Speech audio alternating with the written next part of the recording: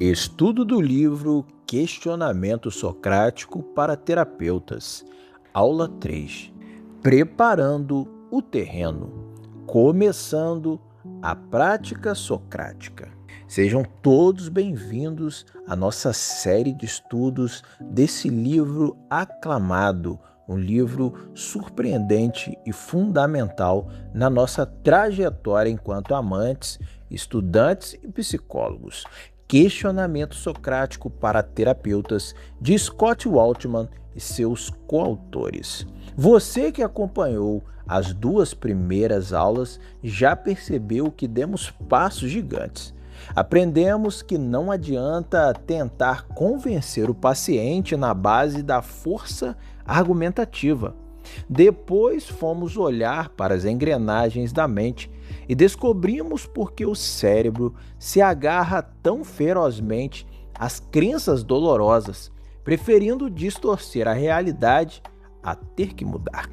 Agora você, com o seu caderno na mão e a mente cheia de teorias, pode estar pensando: certo, eu já sei que a mente resiste e já sei que preciso fazer perguntas para gerar acomodação. Então, na próxima sessão, assim que o paciente sentar, vou começar a metralhar perguntas socráticas nele. Calma, amigo. Calma, minha amiga. Respire fundo. Se você fizer isso, vai bater de frente com um muro de concreto.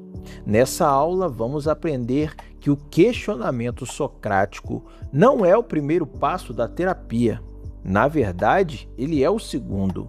O primeiro passo na terapia é preparar a terra para receber a semente da mudança.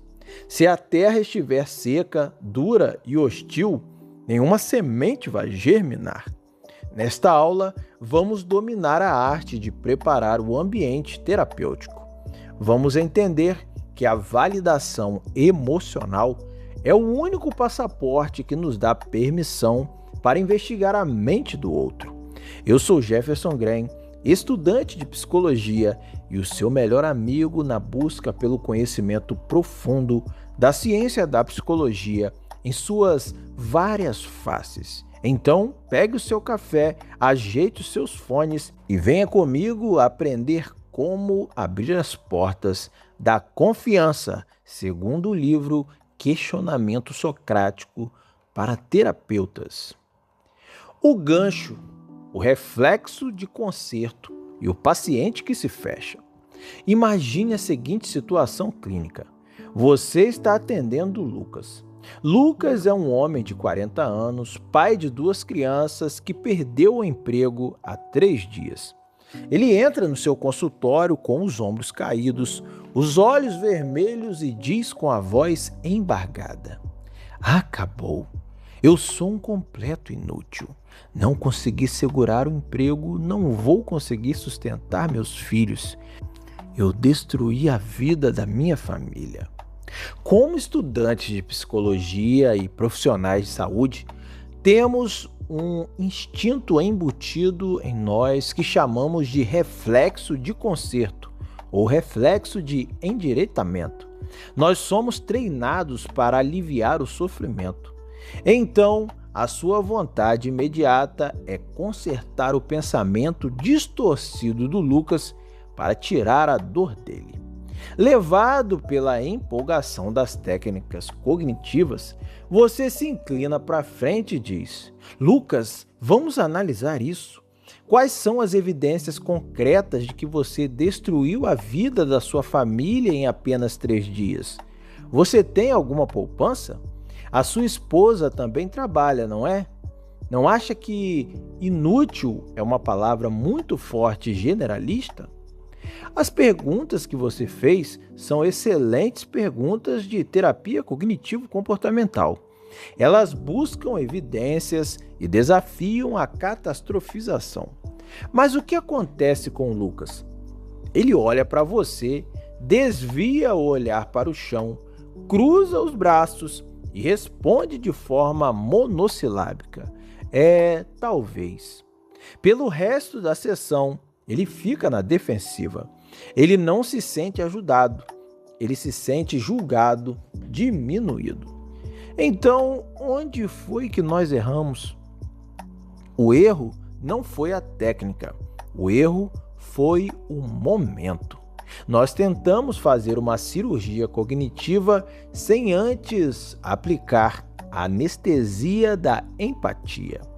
O Lucas estava sangrando emocionalmente e nós pedimos para ele resolver uma equação lógica.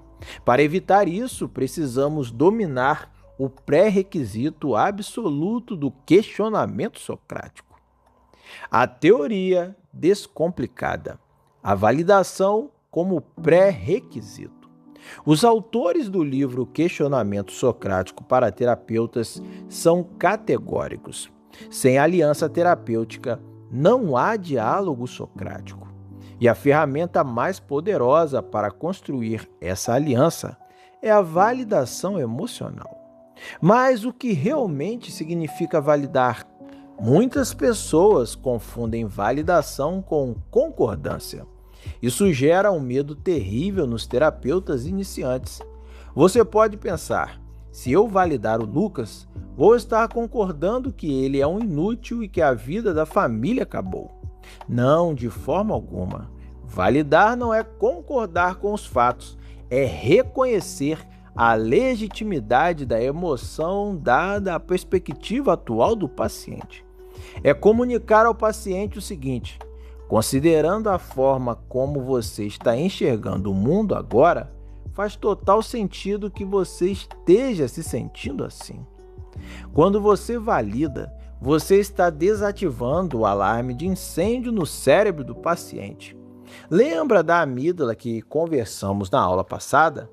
Quando o Lucas entra no consultório achando que é um inútil, a amígdala dele está disparando sinais de perigo mortal. O córtex pré-frontal dele, a parte lógica que responde a perguntas socráticas, está temporariamente desligado. A validação funciona como um abraço neurobiológico. Quando o Lucas escuta, perder o emprego é um golpe duríssimo e é natural que você sinta que o chão sumiu, a amígdala se acalma. O cérebro entende, estou seguro aqui, essa pessoa não vai me atacar. Só então, e somente então, o córtex pré-frontal volta a ficar online e o paciente se torna capaz de refletir sobre as suas próprias crenças. Imagine a validação como a chave de uma porta de madeira maciça. O questionamento socrático é o que você faz depois de abrir a porta. Se você tentar questionar antes de validar, você estará apenas batendo a cabeça contra a madeira trancada. Vai doer em você e vai afastar o paciente. Os níveis de validação. Validar não é apenas dizer eu entendo. Envolve postura. Primeiro, atenção plena. Contato visual, postura corporal aberta, não olhar para o relógio. Segundo, refletir. Repetir em outras palavras o que o paciente disse, mostrando o que você ouviu. Terceiro, ler nas entrelinhas. Validar o que ele não disse. Por exemplo, estou vendo que está sendo muito doloroso até mesmo falar sobre isso. Quarto, normalização. Mostrar que qualquer ser humano, na mesma situação, se sentiria assim também. O momento certo. A bússola clínica do terapeuta. Se a validação é o primeiro passo, a próxima grande dúvida é: quando é a hora certa de parar de validar e começar a questionar? Como saber que o terreno está pronto? Os autores nos presenteiam com uma espécie de bússola clínica. O questionamento socrático exige que o paciente tenha recursos cognitivos disponíveis para pensar profundamente. Portanto, o momento ideal obedece a uma regra de ouro: cuidado com a excitação emocional excessiva. Se a emoção está no nível 10, choro incontrolável, ataque de pânico, raiva explosiva, não faça perguntas socráticas. O cérebro não consegue processar. Apenas valide. Ofereça presença, respire junto, acolha, seja o porto seguro. Se a emoção está no nível 0 ou 1, apatia total, distanciamento robótico. O questionamento socrático pode virar um debate intelectual frio. O paciente pode falar sobre os traumas como se estivesse lendo a lista de compras do supermercado. Aqui, precisamos primeiro trazer a emoção para a sala de forma segura, talvez focando nas sensações corporais. A zona de ouro, a janela de tolerância. Este, então, é o momento perfeito para o questionamento socrático. Esse momento é quando a emoção está presente, é genuína, mas não é paralisante. O paciente está triste, frustrado, você consegue ver o sentimento no rosto dele, mas ele ainda consegue conversar. A dor está ali, mas não assumiu o controle total do veículo. Como terapeuta, o seu trabalho é ser um maestro. Você afina o instrumento através da empatia até que a emoção chegue na temperatura certa. Quando o paciente suspira, relaxa levemente os ombros e foca o olhar em você depois de ser validado, o terreno está arado. As raízes das defesas afrouxaram. A arte de pedir permissão, o consentimento socrático. Este é um dos segredos mais belos e menos falados da terapia de excelência. Nós somos ensinados a fazer perguntas, mas raramente somos ensinados a pedir permissão para fazer perguntas. Pense nisso. Você não entraria na casa de alguém sem bater na porta e perguntar se pode entrar. A mente do seu paciente é a casa mais íntima que existe. Quando ele relata um pensamento central muito doloroso, como eu sou indigno de amor ou eu sou um fracasso, essa é a sala de estar emocional mais vulnerável que ele tem. Antes de colocar o seu sapato socrático lá dentro, você precisa pedir licença. Mas por que pedir permissão muda tudo? Primeiro, porque devolve o controle ao paciente. Pessoas que sofrem de ansiedade, depressão ou trauma frequentemente sentem que perderam o controle sobre suas vidas. Quando você pede permissão, você coloca o volante de volta nas mãos delas. Segundo, porque reduz a reatividade. O paciente sabe que algo desafiador está por vir, mas ele não será pego de surpresa. Ele escolheu entrar na investigação com você. E terceiro, porque sela o empirismo colaborativo. Vocês oficialmente concordam em olhar para o problema juntos. Como soa o pedido de permissão? É uma transição elegante e suave entre a escuta empática e o trabalho ativo. Pode soar assim: Maria, você tocou em um ponto muito profundo agora ao dizer que sente que sempre vai ser a segunda opção de todos. Eu consigo ver o quanto isso pesa. Você se importaria se nós olhássemos para essa ideia um pouco mais de perto juntos agora? Ou, no outro exemplo, João, ouvi você dizer que se falhar nessa prova, não há mais sentido na sua carreira. É um peso enorme para se carregar em uma prova só. Estaria tudo bem para você se nós desembrulhássemos esse pensamento para entender como a sua mente montou essa equação? E, por último exemplo, isso que você trouxe me parece muito central para o seu sofrimento. Podemos pausar um pouco aqui e investigar essa ideia juntos? Quando o paciente balança a cabeça e diz sim, ele não é mais uma vítima do seu questionamento. Ele é um detetive parceiro na investigação da própria mente. A prática e os contrastes. Vamos voltar ao nosso paciente do início da aula, o Lucas. Vamos colocar em prática a estrutura completa de preparação do terreno, validação, depois regulação do momento, depois pedido de permissão e só assim então o início do questionamento socrático. Vamos ao cenário. Lucas perdeu o emprego, está devastado e acredita que é um inútil que destruiu a vida da família. O terapeuta então, validando profundamente, diz: Nossa, Lucas, perder um emprego assim, de forma tão abrupta, especialmente quando você se dedica tanto à sua família, é como levar uma rasteira da vida. Faz todo sentido que você esteja se sentindo desorientado e com um peso enorme nos ombros hoje. Após ouvir isso, os ombros de Lucas relaxam um pouco, a respiração fica menos ofegante e ele diz: É exatamente isso. Parece que o mundo desabou de uma só vez. Eu nem sei como olhar para as crianças. O terapeuta então, acompanhando o ritmo e normalizando, diz: Esse medo de desapontar quem a gente ama é uma das dores mais universais que existem.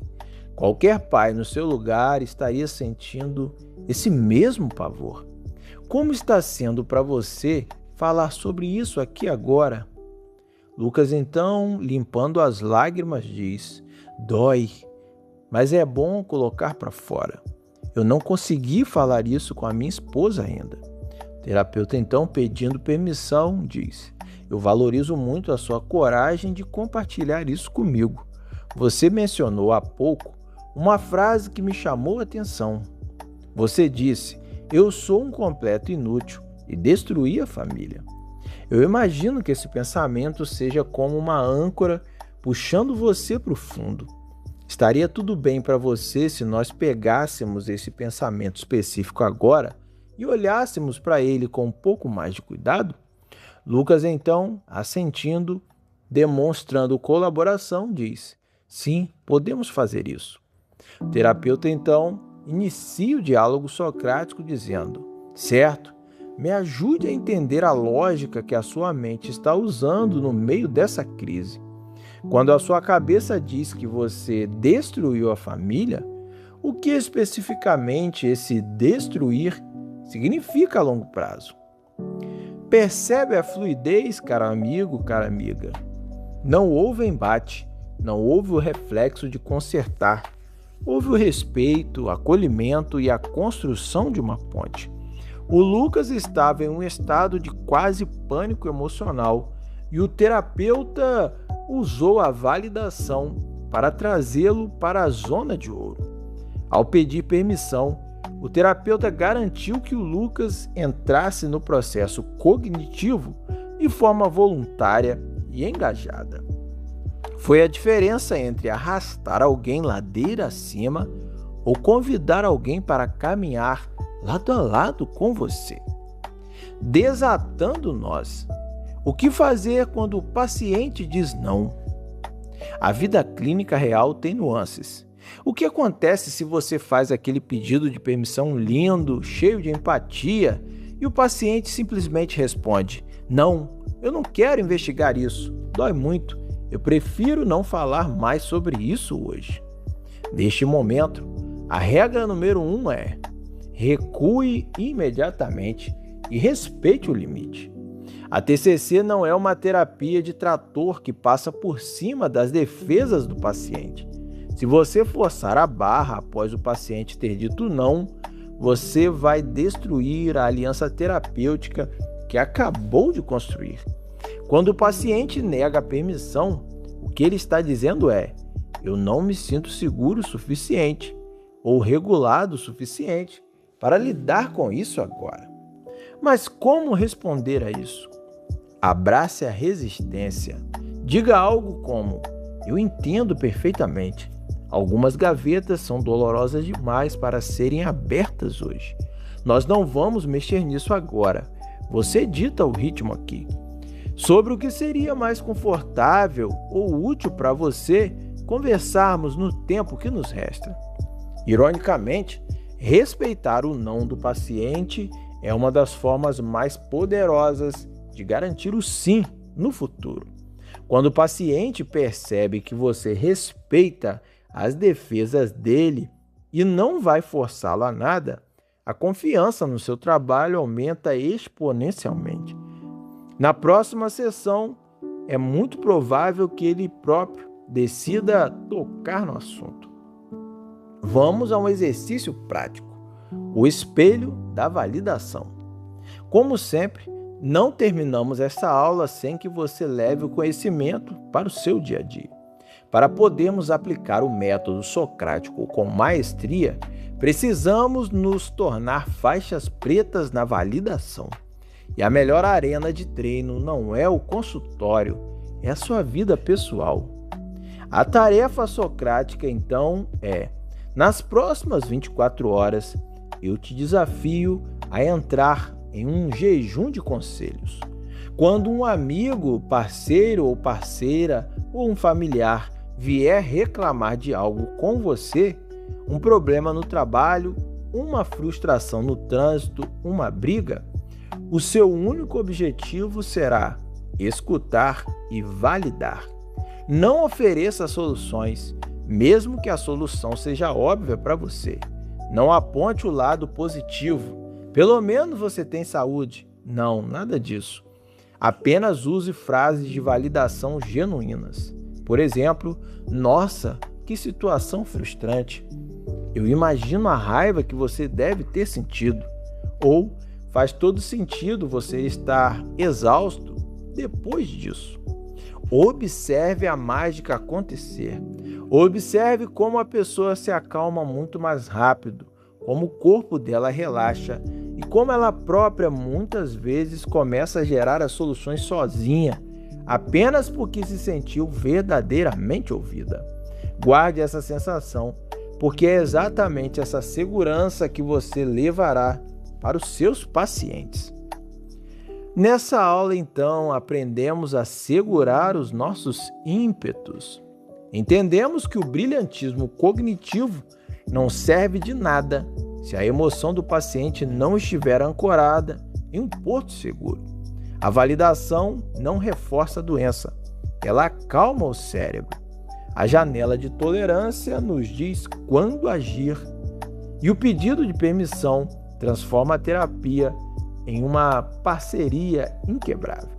Agora sim, o Lucas se sente compreendido. A armadura do Ricardo, lá da aula 2, foi gentilmente colocada no chão. A porta está destrancada. O terreno está arado, fértil e pronto. Nós temos a confiança do nosso paciente. Mas e agora? O que fazemos com o sim dele?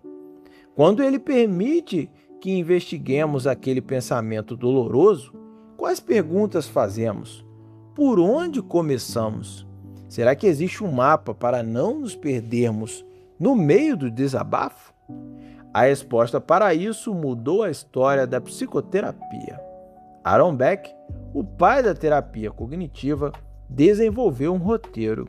E os autores do nosso livro, o livro que estamos estudando, lapidaram em um formato incrivelmente aplicável. Convido vocês então para a nossa aula 4, o coração da técnica, o diálogo socrático-beckiano, onde finalmente abriremos a caixa de ferramentas e aprenderemos os 4 passos práticos para conduzir uma sessão que muda vidas.